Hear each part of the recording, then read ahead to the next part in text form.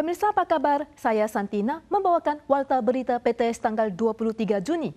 Amerika Serikat resmi campur tangan dalam konflik Israel-Iran. Kemarin AS mengerahkan pesawat pengebom siruman B-2 untuk menyerang 3 fasilitas nuklir Iran. Trump juga menyerukan kepada Iran untuk tidak melakukan aksi balasan. Namun setelah diserang, Presiden Iran Pezeshkian bersumpah bahwa mereka akan memberikan respon atas serangan tersebut.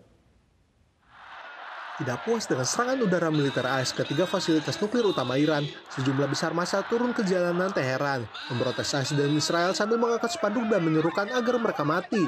Presiden Iran Masoud Pezeshkian juga hadir di lokasi dan menegaskan Iran akan merespons tindakan agresi AS. Kementerian Luar Negeri Iran mengecam aksi AS sebagai perusakan diplomasi dan menganggapnya bentuk pengkhianatan serius terhadap jalannya perundingan. Setelah melakukan pengeboman terhadap fasilitas nuklir Iran, 7 pesawat B-2 militer AS berhasil kembali dengan selamat dan mendarat di pangkalan Angkatan Udara. Presiden AS Donald Trump menyatakan bahwa senjata nuklir telah direbut dari tangan Iran. Dan dalam unggahan di media sosial, dia juga memberikan isyarat ketertarikan untuk mengganti rezim Iran. Namun sebelumnya, stafnya menyatakan operasi militer ini tidak bermaksud seperti itu. This mission was not and has not been about regime change. Menanggapi serangan mendadak ini, Perserikatan Bangsa-Bangsa mengeluarkan peringatan dan menyatakan kekhawatiran bahwa situasi bisa dengan cepat lepas kendali dan memburuk. Di luar Gedung Putih, sejumlah massa anti perang muncul dengan membawa papan protes. We don't want war based off a lie, and we don't want war in general. The U.S. needs to stick to its own business, and we need to stick to our own country. We have no reason to get involved in a war with Russia, Iran, China. Badan Energi Atom Internasional mengonfirmasi bahwa fasilitas nuklir Iran telah diserang, namun belum bisa dipastikan sejauh mana kerusakan di dalam area pengayaan uranium. Menurut laporan Badan Pengawas Nuklir Iran, tidak ada peningkatan tingkat radiasi di sekitar 3 fasilitas nuklir yang dibom.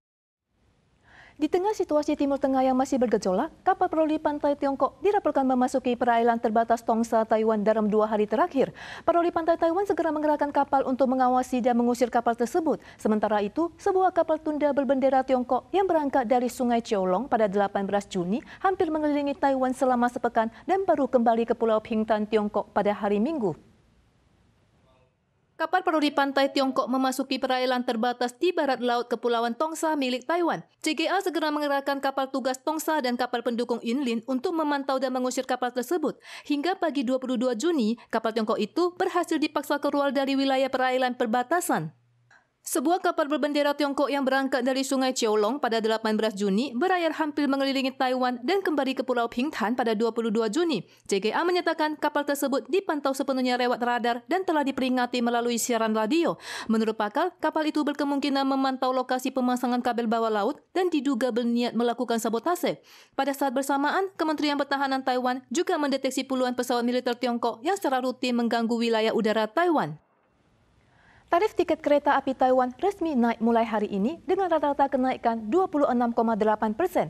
Tarif pengiriman barang juga turut disesuaikan. Selain itu, batas jarak tempuh untuk diskon kartu elektronik dipangkas dari 70 km menjadi 50 km. Jika terjadi keterlambatan kereta lebih dari 10 menit, penumpang dapat memilih untuk tidak melanjutkan perjalanan dan berhak atas pengembalian dana penuh. Kereta Puyuma TRC yang berangkat dari Changhua menuju Hualien tanggal 22 mengalami gangguan di stasiun Tachia, menyebabkan keterlambatan dan memengaruhi jadwal perjalanan banyak penumpang. Namun, mulai tanggal 23, TRC akan memberlakukan kebijakan baru besar-besaran.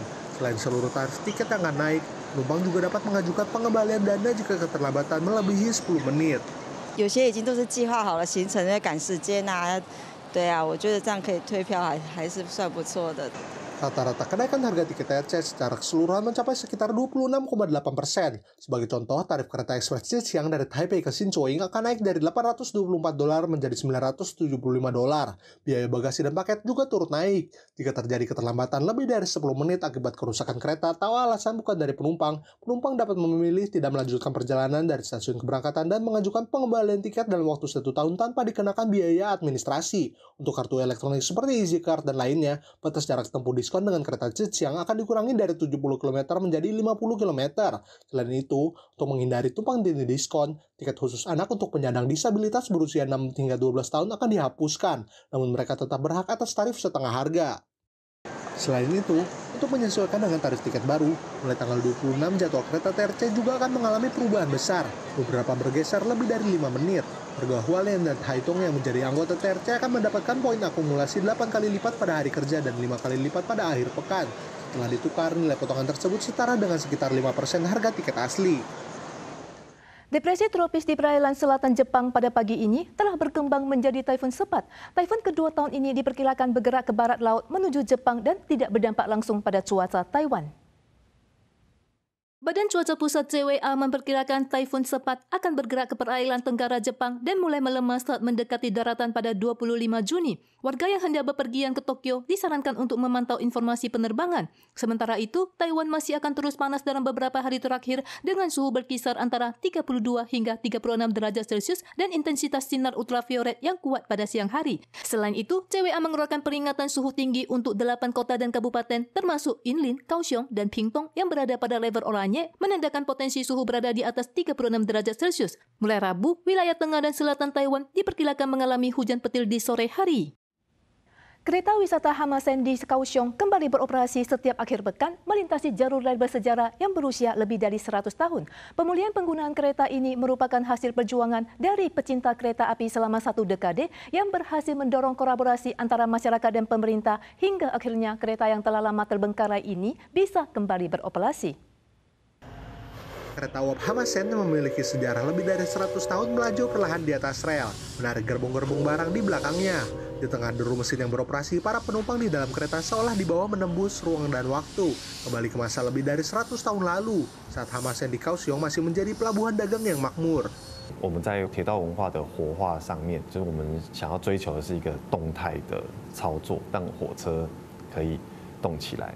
Menghidupkan kembali kereta yang telah lama tidak beroperasi merupakan proyek besar dan dianggap banyak orang sebagai misi mustahil. Tim relawan, yang kebanyakannya para pecinta kereta dari berbagai penjuru Taiwan, dengan penuh cinta terhadap kereta api secara mandiri terlibat dalam segala hal, mulai dari merapikan lokasi, merawat mesin, hingga belajar mengemudikan kereta.